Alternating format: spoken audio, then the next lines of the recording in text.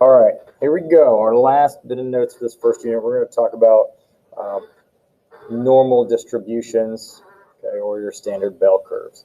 So we'll be taking a look at how do you handle large bits of information, large amounts of data, and kind of make sense of it. So this is going to be something that's fairly common because you'll have experienced this at least with standardized testing.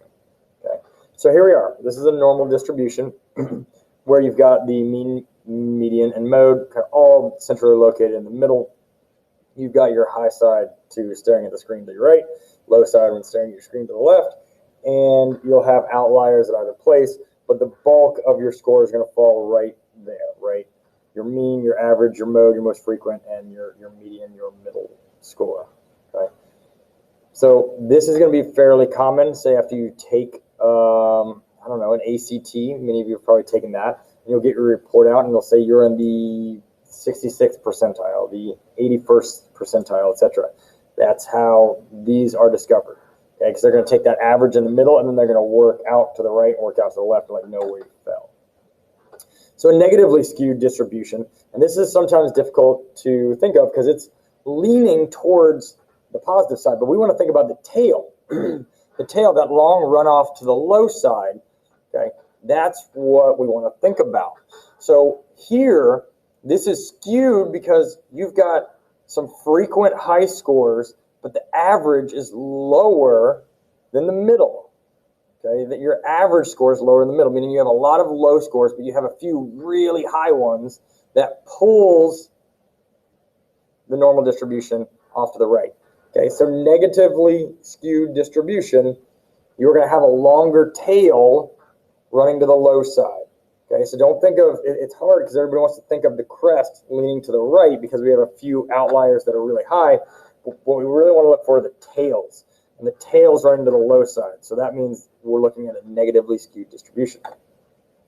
On the flip side, the tails running to the high side, meaning we've got this time a few really low scores, okay, that are drawing us down, but the average is above that middle score.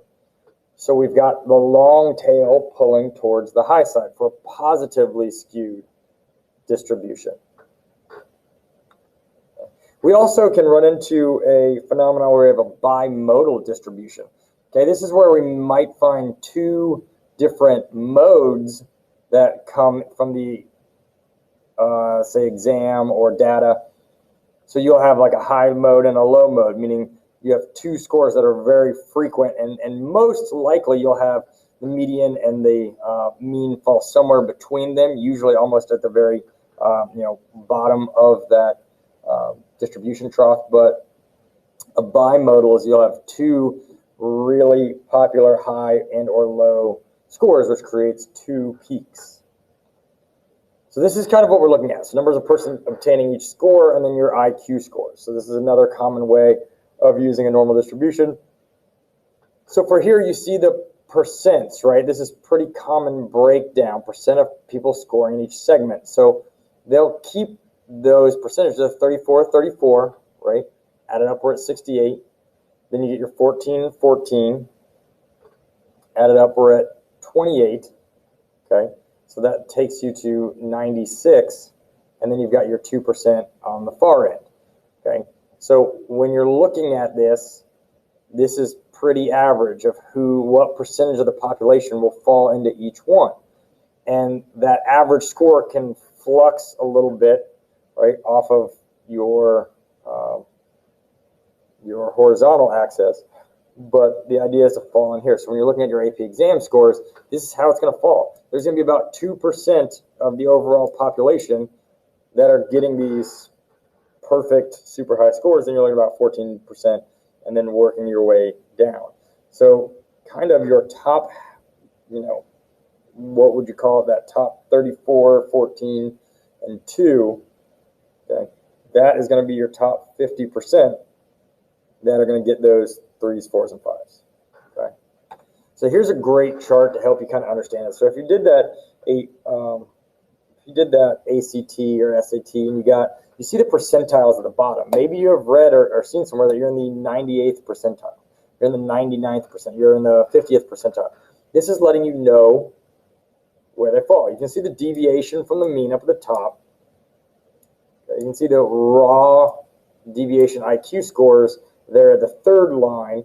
Case intervals, that was the same as what we talked about, 34%, 13, 2.11%, etc. So you see how when you get this data set, you can make sense of it by plotting it, taking a look at the curve, and seeing in what percentile people would fall, okay?